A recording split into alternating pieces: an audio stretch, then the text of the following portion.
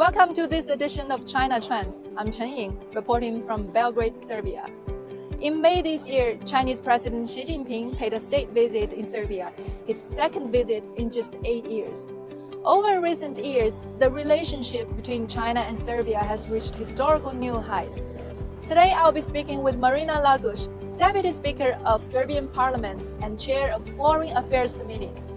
Together, we'll reflect on the moments when President Xi Jinping arrived here and hear her insights on building a China-Serbia community with a shared future in the new era. A different angle, another perspective, insightful talks, China Trends, staying updated on the latest news and events in China. Thank you so much, Ms. Ragus, to being with us today. And we're glad to have such opportunity to talk with you about China-Serbia relations and regarding all the accomplishment here being achieved by the two countries. And in May this year, President Xi Jinping paid a state visit to Serbia. And in your perspective, what positive impact does this visit have to enhancing further cooperations between the two countries? Not only between two countries, it was the most famous and the most important visit to this region, and not only to this region. If you follow the mainstream media, global media, you will see how they paid a lot of attention due to that visit of President Xi Jinping. That visit, actually Mr. Xi Jinping visited Serbia after the France on May 7th and 8th, and the people here came in thousands to salute him, and it was a quite, how to say, emotional moment, because it showed to President Xi Jinping how Serbian people sees China and Chinese people. It is important to understand why so many people in thousands came to greet Mr. Xi Jinping. The main reason was because you help my people to survive. We inherited in 2012 a state that was in very bad shape, near to bankruptcy. We didn't have enough money for our retirees. The public companies went to that. Almost 500,000 people, even more, were unemployed.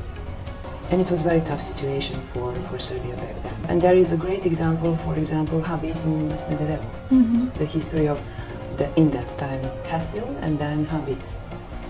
American company US Steel has bought Smederevo mine and then sold to the government for just $1, and left so many people without jobs, without production line, and everything went down. And then in 2016, as I remember well, Hastil, now Habis, bought the company, and I must say that actually now we have a great employment rate. Not only this, we have a totally different production line, we have known market, and we are at the top of European states when we speak about exports. That meant that our GDP and economic growth started to rise, in a sense that we actually became, in a fiscal and economy sense, very healthy, say, due to Chinese companies. People of Serbia want to forget to China. And that visit, you know, your president has this saying, iron-clad friendship and community of shared future. That means that. So we have passed the tests of very, very hardship in a political and geopolitical and geostrategical way as real friends, then iron-clad friendship and friends. And that will be the manifest for the future to come. In economy, we have signed so many agreements. You know that Chinese companies are very well engaged in infrastructure here, from highways to railways. We are very proud of Belgrade Subotica, our part of the railway, because it was for the first time after almost 5 or 6 decades to do something within this very important infrastructure. For example, it was a very big surprise for people to travel from Belgrade to Novi Sad for about 33 minutes. It was a kind like you are on a totally different planet.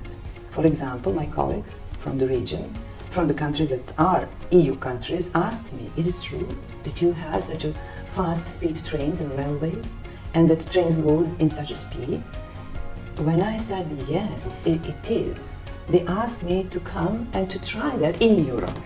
So I will be so happy to see the finalization from Belgrade to Budapest, to connect two countries in the best way. The high-quality collaboration between China and Serbia under the Belt and Road Initiative has yielded remarkable results.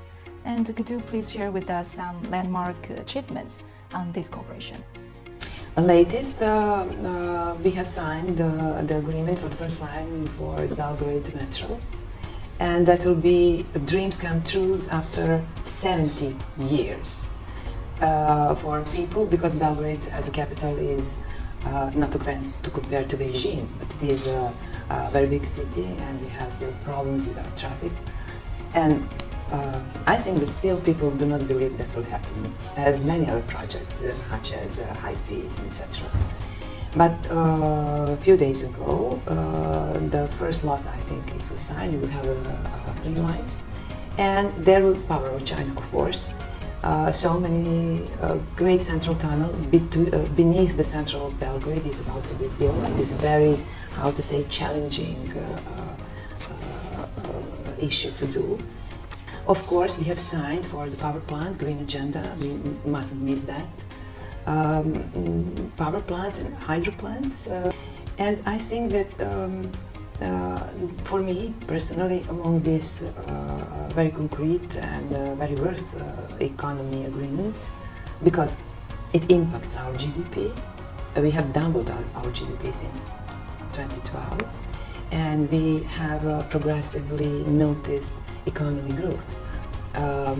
What is important for me, aside of these facts, is scientific cooperation, scholarship for Serbian talented students and scientists, and vice versa. What is very important also is a free trade agreement that will benefit a lot for both countries, not only agriculture but all sorts of the products. Good. Despite the geographical distance, we all notice that the people of China and Serbia have maintained a very close bond in all the time. So how does the general public of Serbia perceive this kind of friendship between China and Serbia?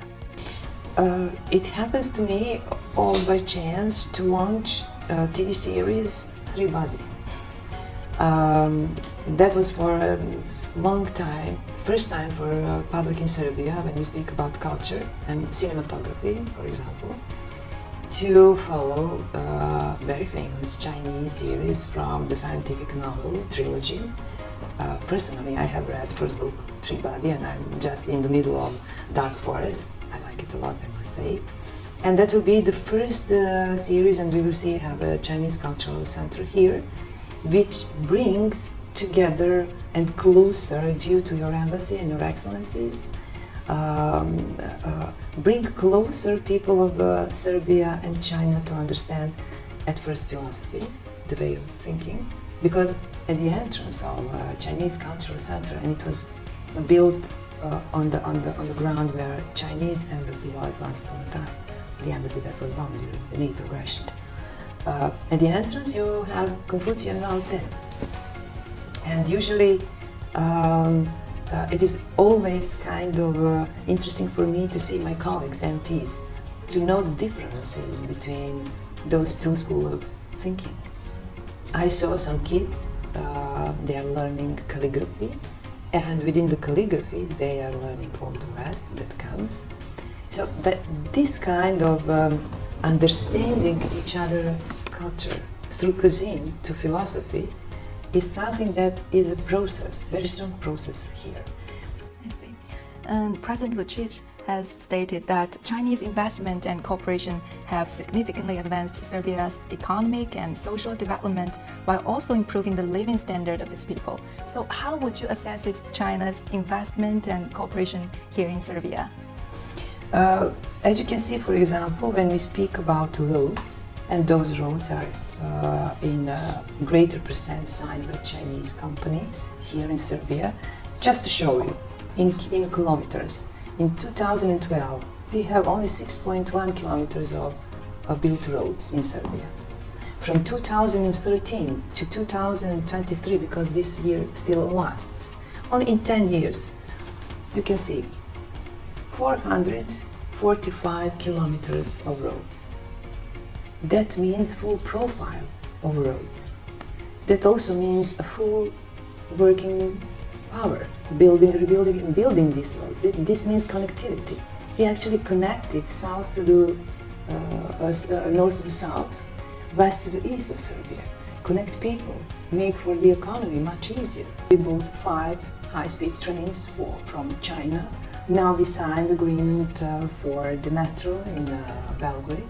Of course, Chinese companies, and that is a know-how model, an example for the whole market economy in the world. Of course, they cooperate with other European companies here. But this is the results of our bilateral relationship. So this is these graphics, as I present to your public, actually means that people in Serbia now have not only better life conditions, better standards of living, they have security and predictable future, which was quite odd and something as a dream before 2012. Regardless critiques that are coming from some parts of Europe, and I think it will be very silent, because when you speak to the business community, you hear totally different words. They are so keen to cooperate with the Chinese companies, I must say. I totally agree with you. And during President Xi's visit to Serbia, the two heads of state has signed a joint statement on the building of a China-Serbia community with a shared future in the new era. And the two sides also reached consensus on a number of cooperation documents. So in your opinion, how would you evaluate the prospects of future cooperations between China and Serbia? When you speak about your, or Mr. President Xi Jinping, 3 global initiatives, that is the only path of not only survival of this civilization, and I think that will be a great thing, because when people see example of good practice, they are very strong, willing to follow that. And Serbia has a lot of examples of good practices, or maybe we can say that our bilateral relationship is one great example of good practice to follow. And I think that we have to follow what 2 presidents said in the end of this way, and that is a community of a shared future in the era. We will win.